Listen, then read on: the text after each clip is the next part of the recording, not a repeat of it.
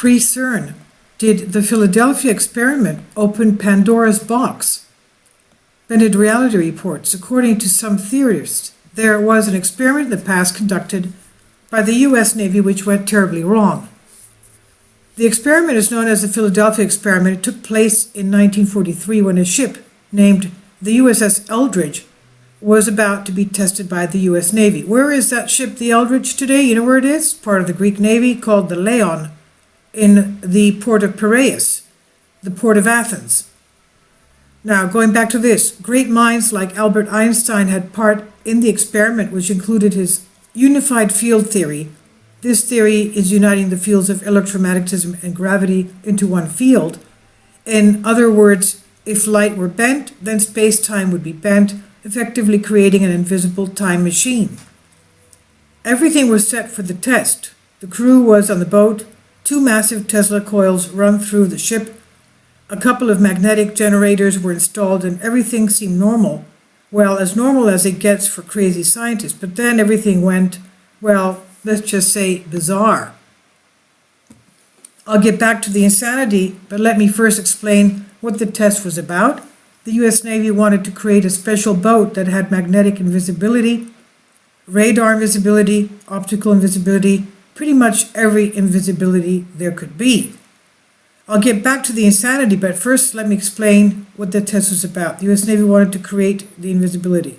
There was the theory Nikola Tesla finished in 1943, shortly before he died, and the theory was some kind of a unified field theory. And with this theory, it was possible to use a large Tesla coil and make things disappear, creating an exact replica that comes into being a short distance away. This was unknown and kept in secret by every member of the experiment until Morris J.K. Jessup, an astronomer and former graduate-level researcher, published the case for the UFO. If you think this book revealed the secrets of the Philadelphia experiment, then you are wrong. This book had not a single thing about the experiment or its secrets. So what part did this book play? It was a mystery man calling himself Carlos Allende, who saw the book and decided that Morris J.K. Jessup was a man who could understand him, someone who would listen to what he has to say without picturing him in a straitjacket. So Carlos contacted our guy Morris by writing him a good old-fashioned letter, and in the letter he described the horror that really happened in the Philadelphia experiment and explained that he saw everything from the SS Andrew Furuseth, a nearby merchant ship where he was serving at the time.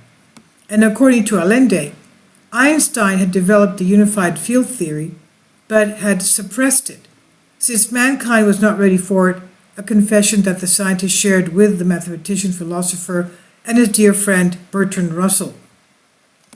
When Morris tried to contact Mr. Carlos, the reply arrived a couple of months later by correspondent identifying himself as Carl M. Allen.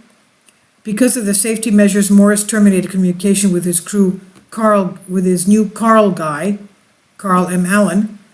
That was how the truth about the Philadelphia experiment came out from the closet, quote unquote. But what really happened on that ship? The thing I'm going to describe is beyond the wildest imagination. It's crazy, fringe, meeting the outer limits crazy. As I said, everything was ready and normal, and then the scientists pushed the button starting the generators and transferring electric energy through the Tesla coils that ran through the ship. As the electromagnetic field increased in strength, it began to extend as far as 100 yards out from the ship in all directions, forming a large sphere and making the ship fuzzy-looking. Greenish fog started to surround the ship. No screams were heard by the crew on the ship. Suddenly the ship vanished, not just from view, but from Philadelphia altogether. To make things even stranger, the ship reappeared several hundred miles at Norfolk, Virginia, staying there for a couple of minutes, and then reappeared in Philadelphia again. The ship was unsynced from the universe, which is why it was able to travel from Philly to Virginia and back instantly, but that was not the horror Carlos described. Some members of the crew were disoriented, others were basket cases. Strangely, a couple of members were missing, just like they had been erased from time itself. However, the most disturbing view was seeing some of the crew members embedded in the bulkheads, decks, and railings of the ship. They were alive and literally a part of the ship. A lot of them were killed instantly, some were taken for experimenting, and others were taken and locked into asylums. Some survivors who were alive and as fine as you can be after such trauma reported blacking out from a couple of minutes to a couple of hours. Rumors have been heard that some men entered into the walls. It was called the freeze. This is where men faded from view, unable to move, speak, or otherwise affect their surroundings. Interestingly enough, invisible crewmen were still visible to other sailors who had survived the original experiment. After a while, the freeze effect lasted for days or months and became known as the deep freeze, driving crewmen crazy. The only way men were able to recover from the deep freeze, quote unquote, was by other crewmen performing a, quote, laying on of hands technique, end quote. Unfortunately, 2 men burst into flames while laying on of hands during a burning for 18 days despite all attempts to quench the fire. I know this sounds like somebody had a little much free time and wild imagination, but this is strange even for the wildest imagination, and exactly that fact proves that this might be true. Even if all of this is 90% false and just a fantasy story, that 10% is still frightening. And think about this. If 50 years ago people experimented with time travel, unified field theory, and teleportation, what are they experimenting with today? Even though this sounds bizarre and sci-fi, it solved the theoretical possibility and this experiment was just the beginning of human manipulation with electromagnetic fields. After the Philadelphia experiment ended, the Phoenix project started, culminating with the Montauk project in 1980s at Camp Hero and Montauk Air Force Station on Montauk, Long Island, for the purpose of developing psychological warfare techniques and exotic research, including time travel.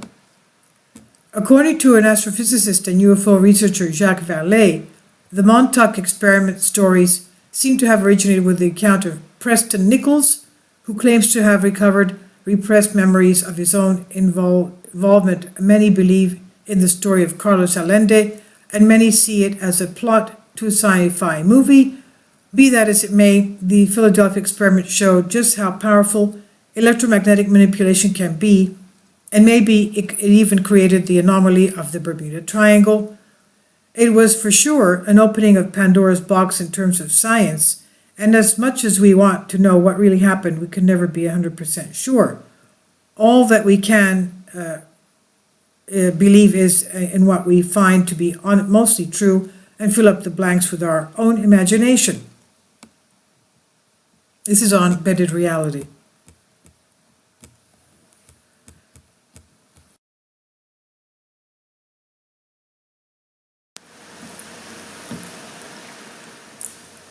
If you'd like to join me on my Patreon account, you will hear content not covered by mainstream media.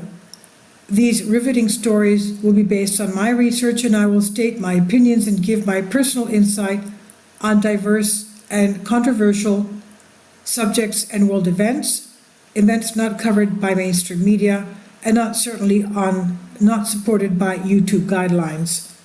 So whatever I have on my Patreon, most of those will not be on my YouTube channel. Please consider becoming a member today. More of the most significant and important videos will be on my Patreon channel. Your support helps me to continue my research and keeps this YouTube channel alive. And we depend on your support, your generous charity, because we help economically challenged families here in Athens, Greece, in Kapota, and we also help the young generation with university tuition and the community around our church. Thank you.